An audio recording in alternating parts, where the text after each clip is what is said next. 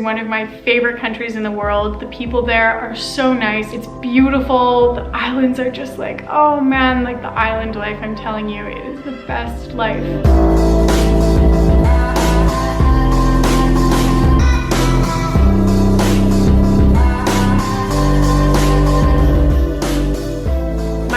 Kimberly, and I am a solo travel vlogger. If you're new here, welcome, and make sure you hit that subscribe button and the notification bell so you can be in the loop when I post new travel videos. Today, we are going to be talking about the things you need to know before you go to the Philippines. So without further ado, let's get right into it. First things first, flights. It's always an adventure getting around the Philippines. Just never expect that you are going to arrive or leave when you were supposed to. So I have had several instances where I've had a really easy 45-minute flight, boat ride, whatever, that somehow turns from 45 minutes into like a 6 to 8 hour adventure. So just be ready for that. And that sort of leads me into my second point, which is your itinerary. Because it can be a little more challenging to get around the Philippines, just make sure that you plan enough days in every place you're visiting that is going to be comfortable. For me, I would say like 4 is the minimum, honestly, because it does take so long to get places, especially some more remote islands. And when you're on vacation, it's really not a great time to just be like hopping from place to place to place to place and like powering through and then coming home exhausted. Like, you want to enjoy yourself and have a good time. So allow yourself to have fun by planning accordingly and giving yourself enough time at each destination. Luggage. Airlines in the Philippines love to overcharge for overweight luggage. So really make sure that your luggage isn't too heavy, just to avoid unnecessary fees, because I did not avoid them and it wasn't ideal. So little tidbit there for you. Island transportation. So there's 2 main ways to get around when you are on an island in the Philippines, and typically that is tricycles and scooters. A tricycle is basically like a motorcycle that has like a sidecar situation on it, and they're a really convenient way to get around. You are driven somewhere by a driver, but the downside of this is that on some islands they're really common. So like Boracay, for example, tons of tricycles everywhere, super cheap to get around, really easy. Other islands like Siargao and Tabla, for example, not many tricycle drivers, and like if you're gonna go one way to see something, you need to like pay the same person to wait for you and take you back, because you're probably not going to be able to get another tricycle to bring you back. So it gets a lot more expensive. So my recommendation in that case would be to take a scooter, and by that I mean rent your own scooter and drive it yourself, which was definitely something new for me on this trip. In my past travels, I never drove my own scooter, but I really did feel safe learning in Siargao in the Philippines, because the roads were really wide, they were very straight, they weren't very busy, and it was really just like the perfect environment to learn in. And also there's like another level of freedom when you are driving your own scooter. Let me tell you, like, it's a whole level of independence that I'd never experienced while traveling before, and I don't think I'll ever go back. Transport in the city. So if you are staying in Manila or Cebu and want to know how to get around, highly recommend using Grab and Grab only. It is just like the safest, most reliable, best way to get around. It's basically like Uber. It's the same thing as Uber. The thing I love most about it is that there's no bargaining. If you're like me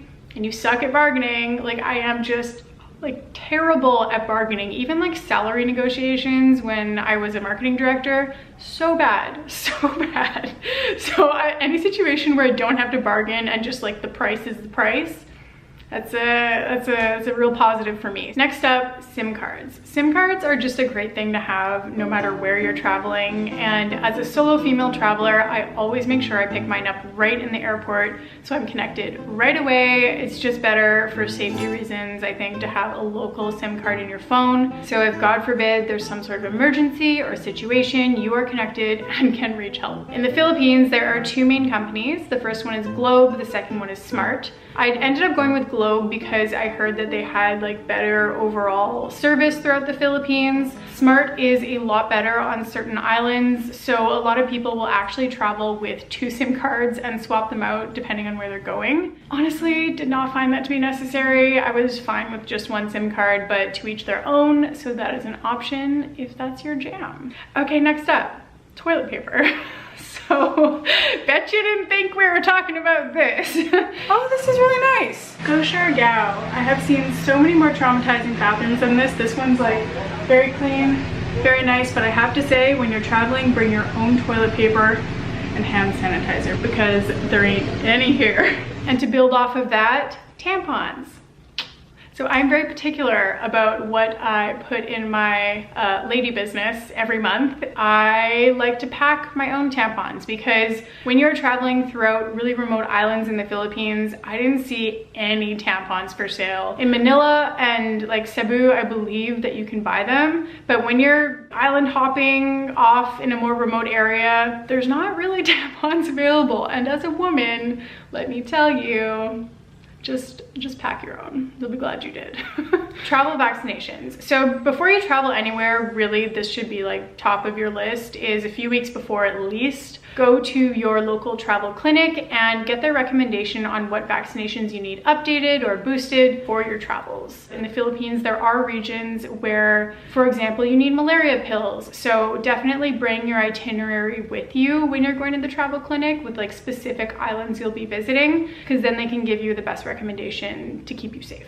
All right, Wi-Fi. I feel like everyone warns you before you go to the Philippines, like, oh, the Wi-Fi is so bad, beware, the Wi-Fi is so slow. I don't know, as a person who relies on the internet to upload several videos a week, I didn't find it like yes, it was really slow and not the greatest, but honestly, it didn't really bother me. You're on vacation, you're enjoying the beautiful island life, like you don't need to be sitting there on Facebook anyways. So I don't know, like it wasn't a big deal to me. It just took a little bit more pre-planning to upload my videos because it would take like 9 to 12 hours to upload a video sometimes. So I would just like hit upload the night before and then in the morning it would be done. Next up, visas. Most nationalities get a free 30-day on arrival visa in the Philippines, which is so nice, makes life way easier, but always double check on your government website to make sure that you are one of those countries that receives the visa on arrival, because it would just really suck to arrive and not be able to enter the country. So that being said, once you arrive, if you would like to extend your visa, I believe you can do so actually in the airport if you want to stay longer than 30 days, or you can do it for a fee in major provincial centers. Another thing that's good to know is that foreigners legally have to carry a piece of ID with them at all times while traveling the Philippines. So just to be safe, what I did was I made a photocopy of my passport, folded it up, put it in my wallet, so I had that in addition to my driver's license and like my other cards.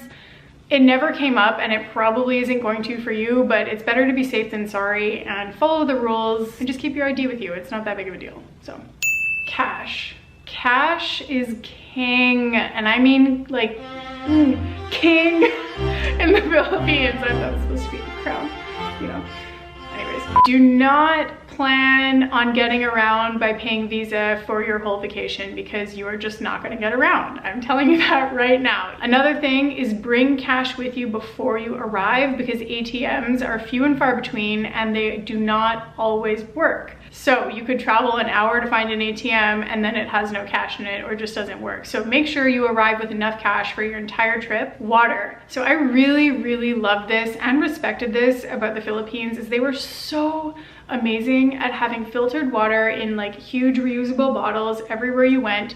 So just make sure you bring your own water bottle, because you're going to save money on not buying individual plastic bottles. You're going to save our ocean, you're going to save our beaches, you're going to save our planet. You're just going to have free filtered water pretty much everywhere you go. Very few countries are that good about having fresh, accessible, and sustainable water. Dry bags. Dry bags come in very handy. I didn't actually buy one before I went to the Philippines. I bought it when I was in the Philippines and I was like, oh crap, all my electronics are gonna get wet because like it rains. The boats are usually like, they're like, oh, this is the dry area, but like there's no dry area. So make sure you get a dry bag. They come small sizes, big sizes, whether you just want to throw like your passport and your camera in there and call it a day, or put everything you own in it.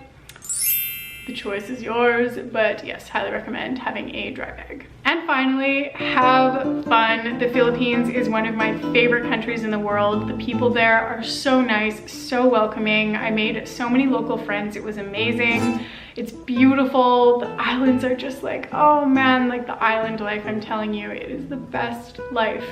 I love it there so much, and I'm very confident you are gonna have a very happy vacation in the Philippines, or at least I hope you do. That was my experience, so yeah, that is it for today's video. Make sure you are subscribed, you hit that notification bell, because I'm going to be posting a lot more travel videos. I have a very exciting travel series coming for Japan and the Philippines, so stay tuned for that. That's it for today's video. Thank you for watching.